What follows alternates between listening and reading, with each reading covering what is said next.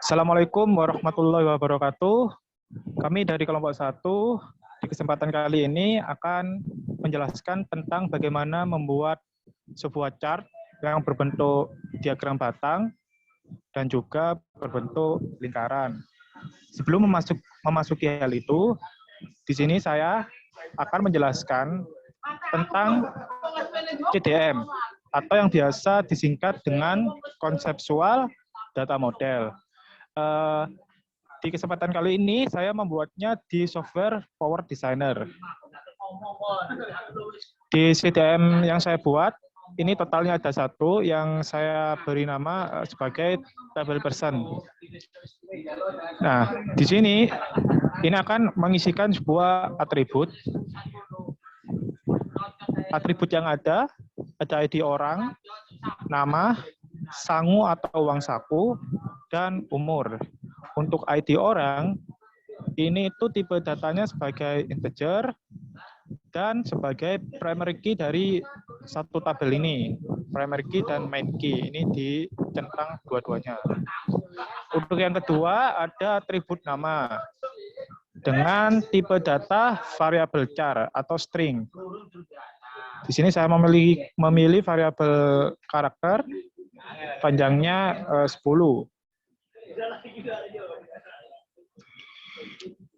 Selanjutnya ada atribut sangu atau uang saku. Tipe datanya ialah integer. Dan ada atribut keempat, yaitu umur, dengan tipe datanya adalah integer. Setelah tahap pembuatan CDM ini, tahap selanjutnya ialah memasukkan data-data ini ke MySQL. Untuk tahap selanjutnya, ini akan membuat sebuah data beserta value-nya kita isi ke SQL. Masuk ke ini, untuk SQL-nya saya menggunakan localhost dengan bantuan XAMPP. Nah, tadi di CDM saya, itu atributnya kan ada ID orang, nama, saku, dan umur. Itu kan belum dimasukkan value-value-nya. Di MySQL ini, kami sudah memasukkan value-value-nya, seperti ID orang pertama, yaitu kami memasukkan namanya Farhan, jumlah sakunya 10.000, umurnya 19. Untuk ID orang kedua, yaitu Dimas, uang sakunya sebesar 5.000, umurnya 19. Dan untuk ID orang ketiga, namanya Virus, dengan uang saku 20.000, yang umurnya 19. Dan untuk ID orang keempat, Fareza, uang sakunya sebesar 7.000 dengan umur 19 tahun. Sedangkan untuk selanjutnya, ID orang kelima, yaitu Chandra, uang saku sebesar 45.000 dengan umur 19 tahun. Dan untuk ID orang keenam, yaitu Joni, dengan uang saku 75.000 dengan umur 28 tahun. Sedangkan untuk ID orang ketujuh, Krenzi, uang sakunya sebesar 50.000 dan umurnya 23 tahun. Yang terakhir yaitu ID orang ke-8 dengan nama Budi dengan uang saku 60.000 dengan umur 25 tahun. Untuk tahap selanjutnya akan dijelaskan oleh teman saya. Karena program Next.js dan Chart.js itu memiliki konsep yaitu membagi dua bagian, yaitu bagian yang back-end dan bagian yang front-end. Pada bagian ini saya akan menjelaskan bagian dari back-end atau bagian logikanya. Lalu untuk mendapatkan data agar bisa ditampilkan di dalam Chart.js, kami membuat sebuah REST API ya, yang berisi data JSON, yaitu ini. Ini adalah REST API yang telah kami buat, yang berbentuk JSON. Dan untuk mendapatkan datanya sebelumnya itu, kita mengambil dari MySQL dan diubah menjadi data JSON. Lalu untuk mengaktifkan atau memulai programnya, kita harus memasukkan npm run dev ke dalam terminal.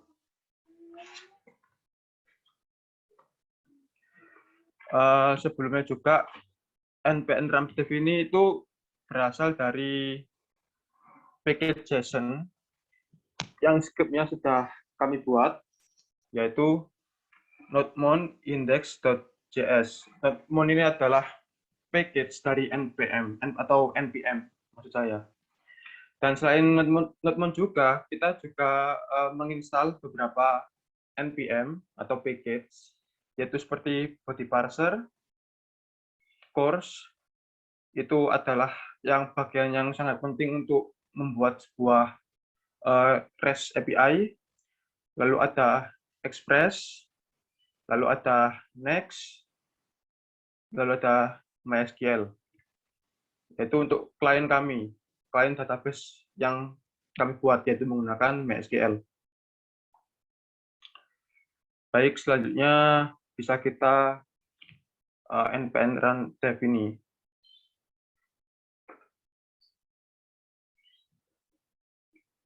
Nah, sebelum memulai ke front-end-nya, mari kita bedah terlebih dahulu bagaimana penjelasan yang ada di dalam back-end-nya. Yaitu yang pertama, kita harus mendefinisikan Express karena program berjalan di dalam framework atau library Express.js. Lalu ada course, itu ada hubungannya dengan RESTful API yang telah kami buat. Lalu memasukkan port untuk jalannya program ini agar bisa aktif.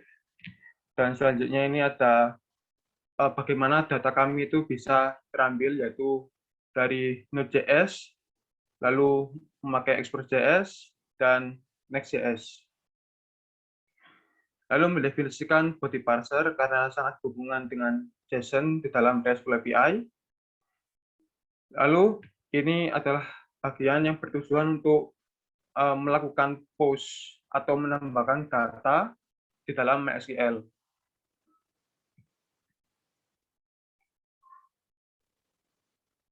Lalu di sini yaitu mendefinisikan data yang akan atau mau dibawa kemana, seperti itu. Kita memakai database, relasi database yaitu MySQL, lalu koneksinya itu user, root, yaitu username yang default, lalu ada passwordnya itu kosong, karena itu adalah defaultnya dari MySQL, lalu ada database, database yang kami buat yaitu dbconnect atau dbnext.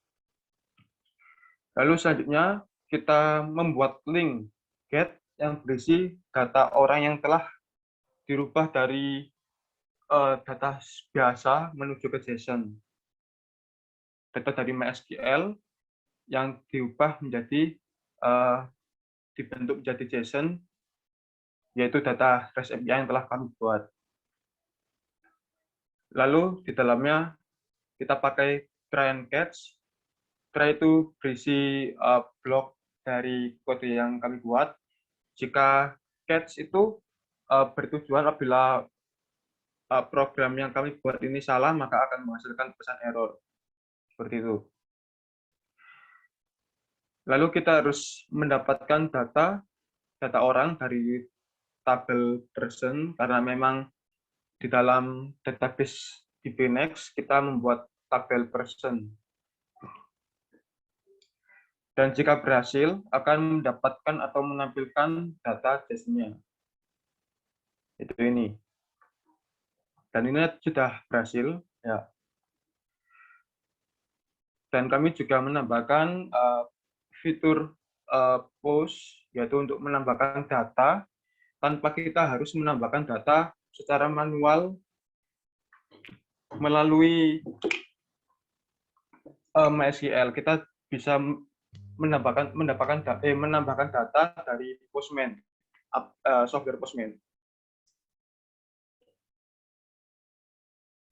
Lalu kita pakai try and catch juga, dan kita mendefinisikan atau membuat variabel let, nama, umur, terus ini sakus, yaitu berasal dari request body dari pembuatan REST API tersebut. Kita tampung terlebih dahulu, lalu kita juga mendefinisikan variabel ID, yaitu untuk menambahkan data yang sudah kita tampung ini ke dalam MySQL. Dan apabila proses menambahkan data ini benar, maka akan menampilkan data yang sudah kami tampung, yaitu seperti ID, terus nama, umur, dan saku. Dan ini kita berjalan di port yaitu 8443. Dan apabila programnya itu benar, maka menghasilkan output yaitu program active import 8443 di dalam terminal yang sudah kita integrasikan berdasarkan direktori dari folder backend ini. Di indeks HTML ini terdapat CRC yang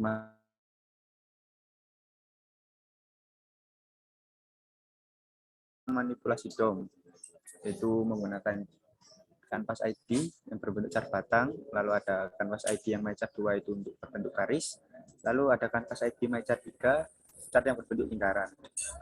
Lalu di bawahnya kita mengisikan script JS-nya berisi logika fetch untuk mengambil data.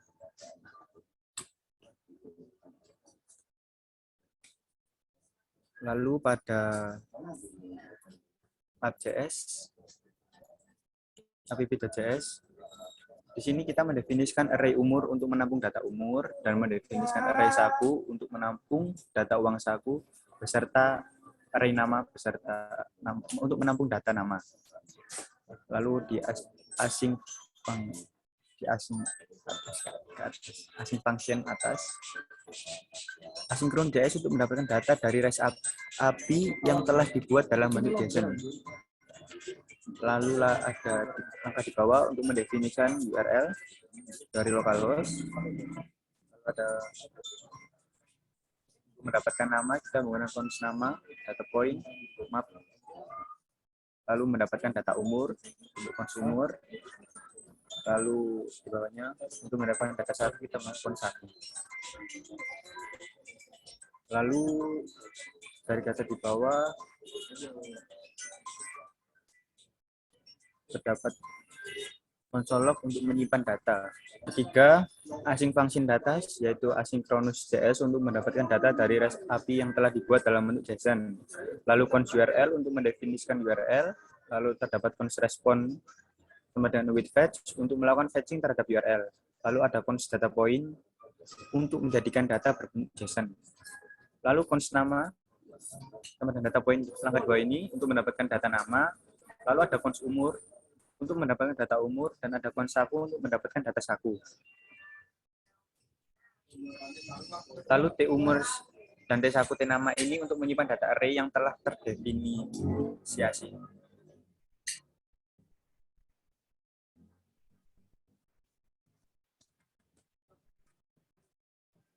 Lalu async function chart untuk membuat grafik pertama yang berbentuk batang dengan tipe bar. Lalu terdapat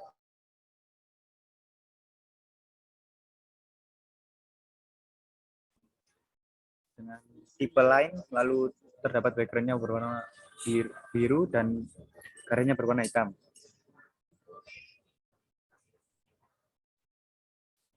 Lalu di async function chart 3 itu membuat grafik yang berbentuk lingkaran dengan tipe donut,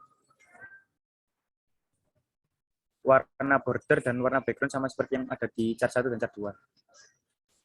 Oke, saya lanjutkan.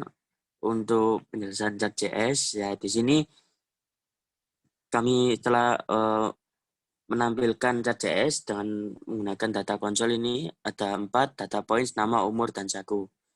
Silakan Mas ditampilkan. Ya, ini untuk data konsolnya kami menampilkan dari RESTful API untuk menampilkan objeknya dari JSON-nya. Di sini tertera yaitu ID orang dari 0 sampai 7, namanya tertera juga, saku, umur, dan tanggal dibuatnya.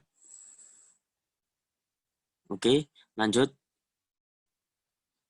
Ya, ini untuk namanya. Nanti ke bawah juga urut juga. Oke, langsung di Chart.js-nya. Oke. Nah, di sini sudah ditampilkan chartnya berupa diagram batang ini. Untuk uang saku seperti ini, berwarna biru. Dan untuk yang umurnya berwarna merah. Ini perbandingannya. Dan di bawah, slide Mas ke bawah, ini diagram garisnya. Ya, ini untuk uang sakunya, ini untuk umurnya, dan yang ini untuk uang sakunya. Oke, lanjut ke bawah lagi Mas. Selanjutnya yaitu diagram lingkaran. Nah, di sini itu menjelaskan apa namanya? Untuk yang bagian warna merah itu termasuk dari umur, dari nama-nama yang termasuk pada diagram biru. Nah, contohnya itu Mas berhenti satu-satu dulu Mas. Nah, itu. Nah, Joni itu umurnya uang sakunya 75.000 dan umurnya yaitu 28 tahun. Oke, sekian presentasi dari kelompok kami. Apabila ada kesalahan kata, mohon maaf sebesar-besarnya. Terima kasih. Wassalamualaikum warahmatullahi wabarakatuh.